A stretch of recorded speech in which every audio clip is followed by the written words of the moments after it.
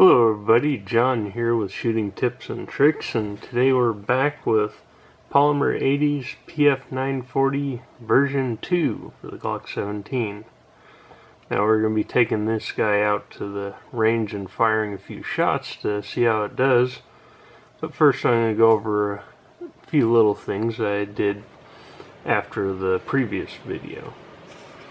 Now the main one is the part that was hanging up inside. Well, for those of you that seen my previous video, when you'd hold the trigger back and pull the action back, it would hang up about there. Well, I went in and polished the little upright piece on the trigger bar, which is that little silver guy right there. As you can see, he's nice and shiny now.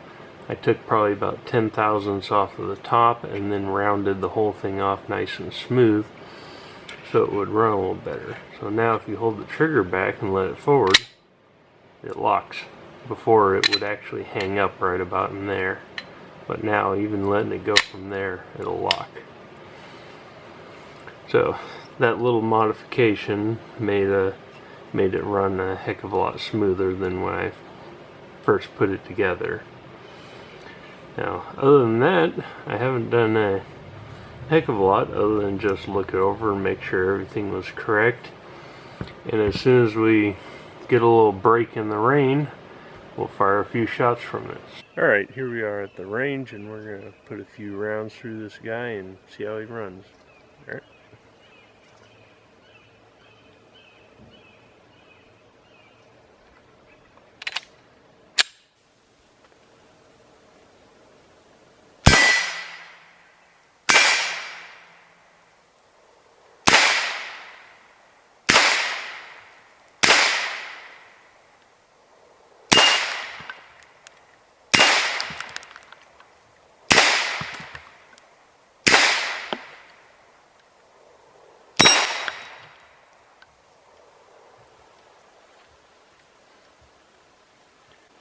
Alright, we got one more clip here we'll put through it.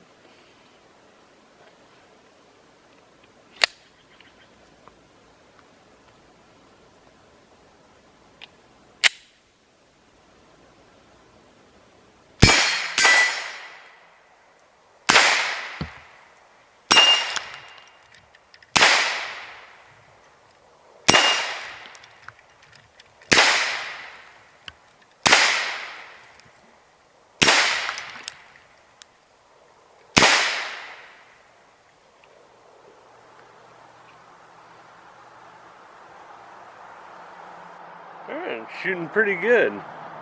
I will say the longer grip allows you to hold on to it quite a bit better. Alright, we'll head back into the shop and I'll give you final thoughts on it. Alright, here we are back in the shop, and we're just going to go over this real quick and give you my final thoughts on the new version of the Polymer80. I mean, obviously it's 1,000 times better than the older one. The version was a 1.5, but it still has a few issues. The overall refinement isn't as good as the compact model, which you'd think they would take whatever they learned from that one and apply it to this one, but apparently there was a couple of steps they missed there. The one thing that I'm not a real big fan of is this deflection in the slide. I mean, and if everything's in line, then it wouldn't be a problem, but if, for those of you that watched my previous video, when I took the frame and ran it across my diamond stone to hone down the front and rear rails, it was showing some high marks on the rear one. Now I'm going to take a look here and see if that affected anything.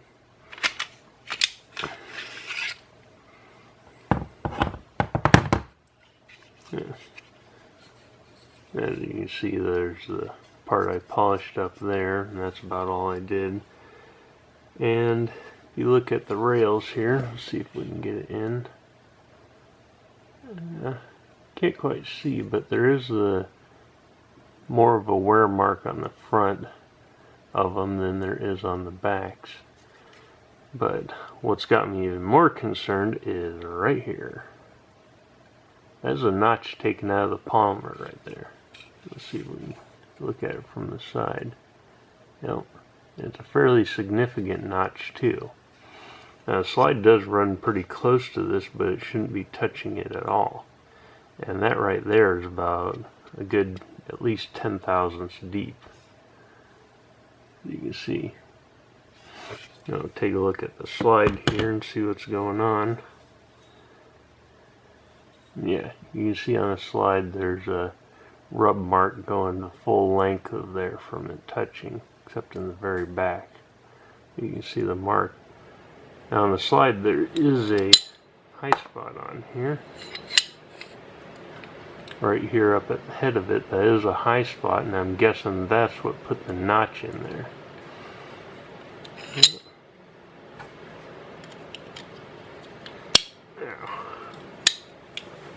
Back to this guy.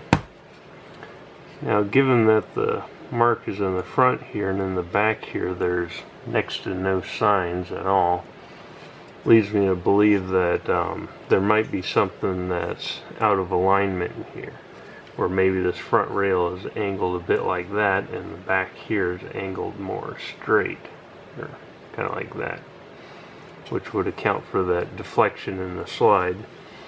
And the old style had a deflection like that, a fairly significant one, but there was enough slop in the front to where you could actually move it back and forth. And I think I actually have one here. Yeah. Here. We've got one of the old styles here, and we'll stick it on and see how it looks. So yeah, you can see with this one there's a significant deflection actually the other way, but you can see the front end rattles around really loose.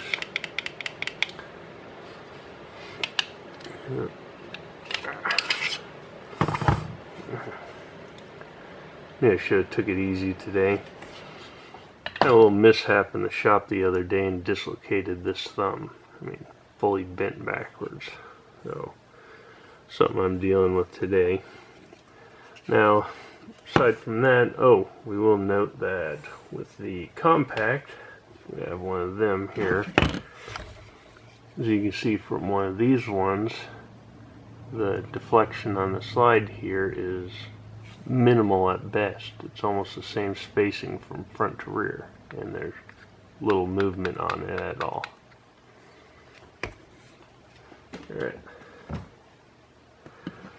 And I think that's covers about everything. The only other thing I'll mention is the grip here.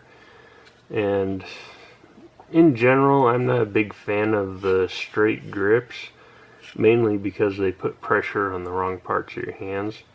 I mean, if you're into like the race gun style shooting or home defense situations or combative shooting and all that kind of stuff, they're great because you can just grab a hold of them. You don't have to worry about grip position and you get a good grip. Now, since it's a full size, it's much longer, and I did find it a lot easier to get a full grip and control the gun. The compact has since it's a lot shorter, would have a tendency to wiggle in my grip a little bit. But this one I didn't get none of that. Now what I'm not a big fan of is actually up on the top here, this rounded arch. Now, you'll see on this compact here, that arch, I sanded off a lot of it. The reason I don't like that guy is, as I said before with the straight grips, they put pressure on the wrong part of the hand. Because obviously your hand is not flat. It's got the arch of the muscles for the thumb and for the pinky. That's why a lot of your which ones are? There's a couple of handguns out there that have like the interchangeable grips, and you'll see they have the big relief down here. Now, that's means that there's less hard contact across this muscle, which is called the adductor digiti and the flexor digiti. There's actually two of them in there, and puts more hard contact on the center of the hand where there's no muscles at all. Now, this arch up here, when you grip the gun, when it recoils, it's going to be pushing into the top of your hand. Now, the top of your hand, if you look at the little bulge right there, that's actually the primary muscle that pulls your thumb in close to your hand. And that one's called the abductor pollicis. So if you grip the gun just like so, that muscle is the only thing holding your grip strength. Now if you rotate it into your hand like so, then you're using the main muscles of the thumb down here, which are the flexor pollicis brevis and the abductor pollicis brevis. There's two of them in there, one running here and the main one on the back. Now, seeing anyone that knows a bit about anatomy, whenever you put pressure on the center of a muscle, it impairs its ability to function. So that's a lot of the reason I don't like that. And just flattening this off, if you suck your grip right up into it, you'll actually notice a significant difference, as I did with that one, and it's not much, but it is noticeable. Well, I think that's about everything to cover on here. But all in all, I mean, like I said, it's a far cry from the others. It's a nice shooter, and if Polymer80 refines it a little bit more in the future, it'll be an excellent gun. I was a little bit disheartened about that front rail, the way they didn't really take it as a big concern, but it might be something they fix later on, and hopefully with the new batches that are going out. Alright, I think that's about it for this video, and as always, if you liked it, well, there's a button down there. If you didn't like it, well, there's a button down there. Anything you want to add, let me know in the comments, and thank you all for watching. I'll see you next time. Bye.